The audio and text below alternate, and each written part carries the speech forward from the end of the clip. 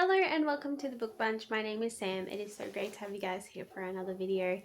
Again, my lighting in the next few videos is probably going to be terrible just because I'm trying to find a place that I can film at nighttime when I need to and I don't get a chance during the day that actually has okay lighting. This one is obviously not going to be repeated because it's not very good, but I'm at least trying to get something out on time for you guys because this last few weeks, apart from everything already going on, has been crazy. I haven't honestly been in a huge reading mood, so I've barely read anything. I need to get on top of that because before I know it, I will fall behind my reading goal. And I only have a month till I start university again because I've decided to go back and study Christian counseling, which is super exciting and I'm really looking forward to it, but it does mean I won't be able to read as much when I am doing the course. But yes, I just got to get my act together. I'm a bit all over the place. But anyway, the couple of books that I have read in the last week or so that I haven't reviewed for you guys yet is Waymaker and Pages and Co. Tilly and the Book Wanderers. I absolutely love this book and I cannot wait to tell you guys about it. But first we are going to talk about Pages and Co. Tilly and the Book Wanderers. So I read this as part of middle grade March. It ended up being my last middle grade read of this month. I didn't quite get through all the ones that I wanted to, but that's okay. I picked this one up because I heard Miriam from Miriam Elizabeth Reads talk about it and she said it was super whimsical and fun and amazing and great for book lovers. I totally agree. She did, however, tell me after I had already got it and said I was going to read it that the rest of the series is not clean and is a no-go. So I'm letting you guys know plenty of time. If you're going to pick this up, you'll probably only end up reading the first one.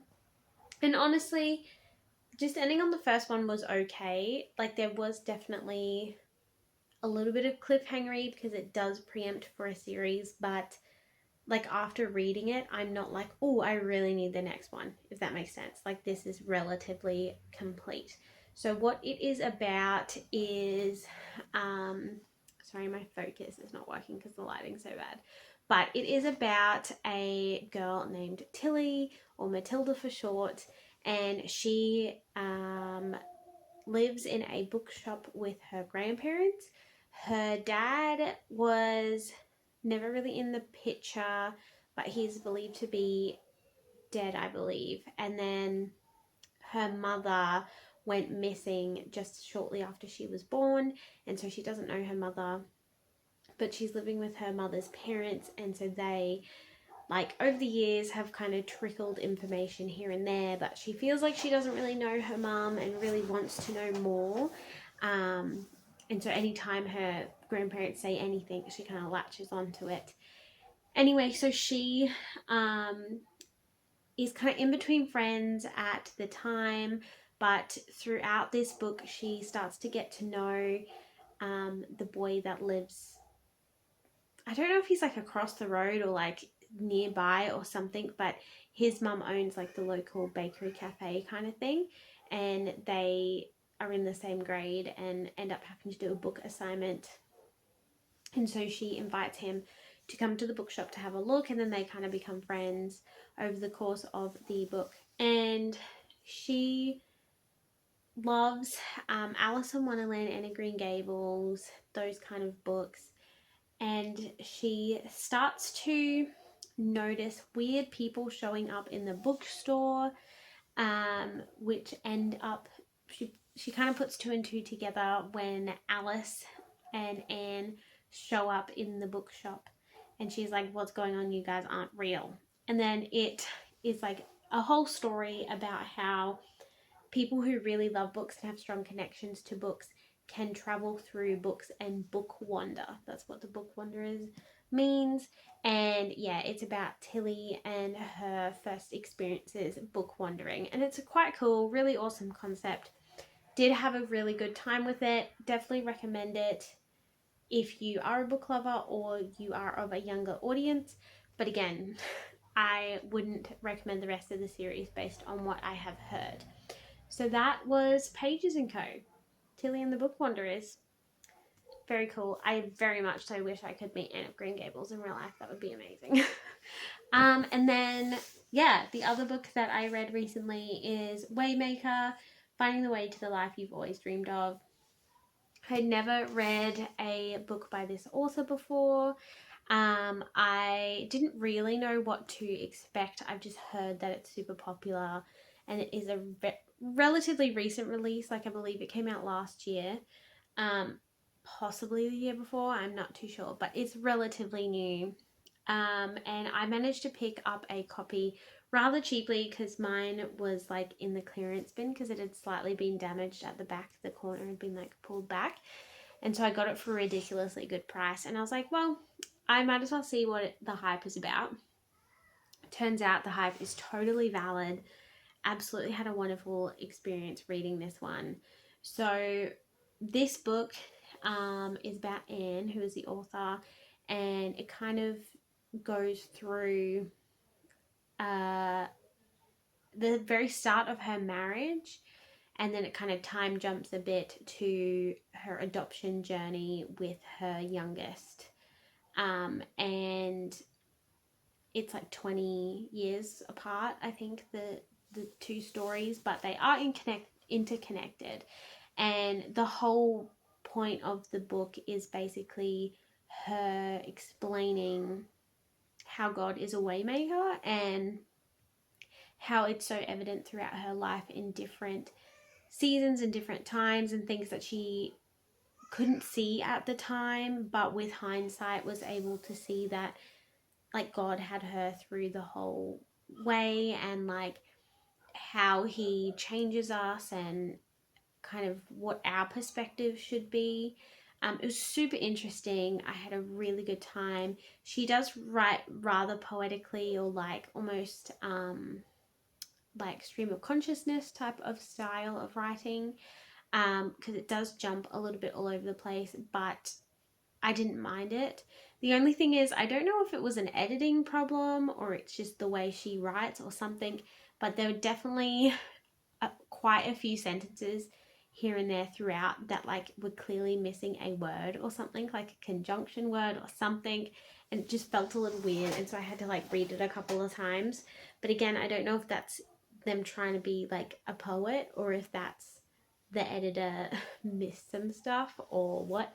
But it's my only issue with the book because the rest of the book was absolutely phenomenal and it was 5 out of 5 stars. It did definitely make me cry. I highlighted so much. I don't always highlight books, but when I do, it's pretty much strictly non-fiction, and even then it's pretty much only things that I feel like spiritually I need to take notice of.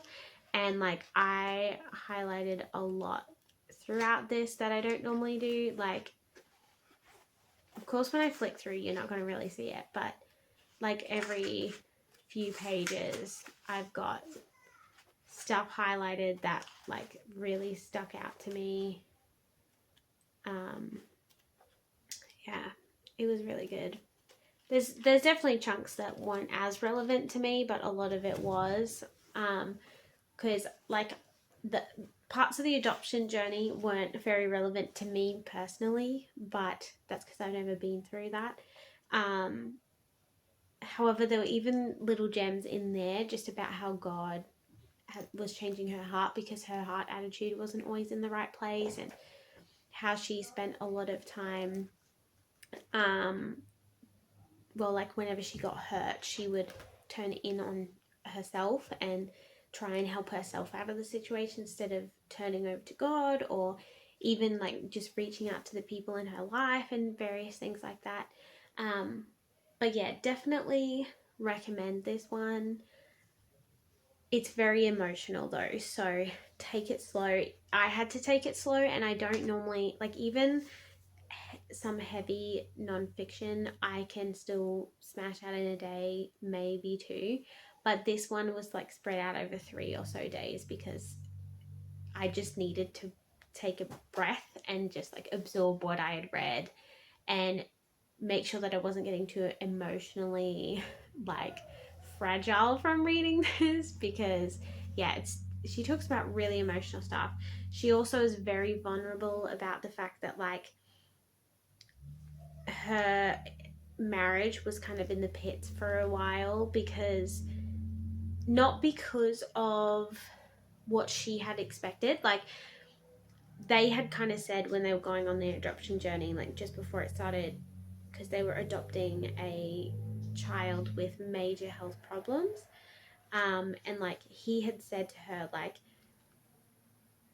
just make sure that this, like, you need to promise me if we're going to do this, that like this isn't going to end up in a divorce, like if she dies or whatever, or like something like that. And like they kept that promise, but they didn't realize that there could have been other reasons why. And like part of that was Anne's past traumas kind of snuck up on her and caused her to feel, I guess, a bit abandoned by her husband, even though I wouldn't say he did abandon her at all. It's just he was prioritizing one kid and she was prioritizing another, and they needed to do that for their kids to some degree.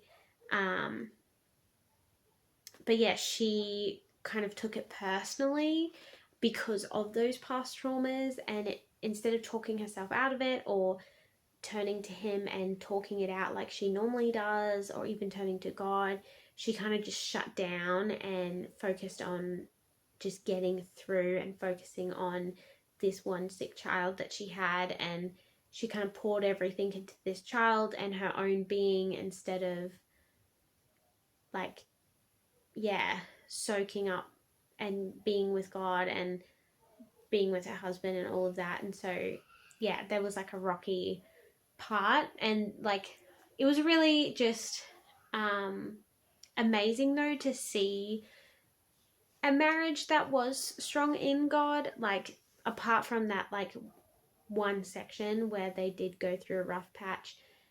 You can see before and after that there was definitely, like, they definitely were God-centered and definitely godly people, which was really interesting and inspiring, because I feel like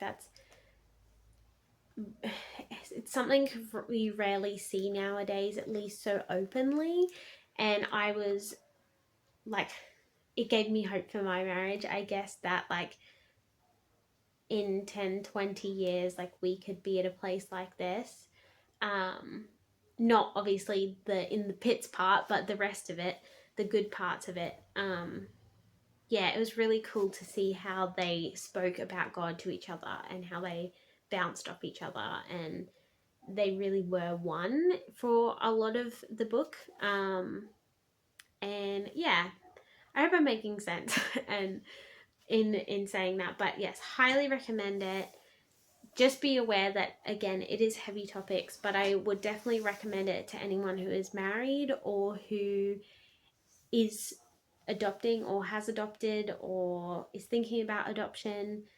I mean, even if you're just thinking about getting into a relationship in general, I feel like this book would be extra important for you. But definitely a solid read for anyone of faith for sure. Definitely going to be a reread for me at different parts throughout my life, because yeah, there was just so much, like I said, that I took away from it, and so many like gems that I don't know, I might even copy them out into a notebook or something, just so I have easy access to those really key points. And like, she, even the way she talked about God and like our relationship with God is something that I've always kind of felt, but like I've never had outside validation about it. And so to have that was really cool. And she even went like the next level to places that I hadn't even considered or thought of yet. And it's definitely something I'm going to invest time in regards to my relationship with God. So yeah, just really awesome. And even just like exposing the fact that like any time that we don't turn to God when we're distressed or there's stuff going on, or something happens, if we don't reach out to God for comfort or to fix it or just to, like, I don't know, speak to him about it, like, she explains it better than I'm going to, but basically, like, the essence of it was that, like, that is us committing adultery, because we are making ourselves God in the fact that we think that we can control it and fix it and, like, manage through it and whatever, instead of relying on the one that we need to be, and, like, letting go and letting God do what God needs to do. And yeah, like, because every time we turn inward, we are pushing away God's plan, even if it doesn't look like we are, or we don't think we are, or that's not our intention. Like, ultimately we are, because we are not completely surrendering to God, and that means we are holding back from God, and that means ultimately we're sinning against God, and, like, stuff like that. Like, she again explains it way better than I do, but it's just something that you don't often think about, because you're just like, oh yeah, I'm not lying, I'm not murdering people, I'm not whatever, I'm not worshipping another deity or whatever, but, like, so therefore I'm not sinning. But, like, there's little things that we sin in every day that sometimes we don't stop and acknowledge and repent from. And yeah, it definitely made me want to run to God more, which is so important. But that was everything for this video. I know it's not much, but hopefully in the next coming weeks I will get back into reading, and I'm hoping to do another fantasy video pretty soon, just because it's been a hot minute since I've done one of those. So I might get cracking on some fantasy, and hopefully in the next couple of weeks have another one of those for you. I don't know if I'll be able to read enough by Wednesday to do a fantasy video, but definitely hopefully next weekend I can. Although it's like Easter, so I might see how I go. Next Saturday, so for you guys it'll be Friday night, because for me it will be Saturday morning. I am, hopefully if things go to plan, I'll be interviewing an author for you guys live on the channel, so you guys can be prepared for that. And he's going to tell us all about his book that's being released soon. I have already reviewed it on the channel for you guys, but yeah, it's almost his release day, so we thought we would do a little bit of a Q&A and a little bit of a just, yeah, author thoughts basically. So that should hopefully be this coming weekend, which I didn't realize was Easter weekend, so I'll talk to him and see if he wants to push back 1 week, but I don't know. I'll keep you guys updated in the community tab, and I'll see you guys in the next video. Everyone have a great week. Bye.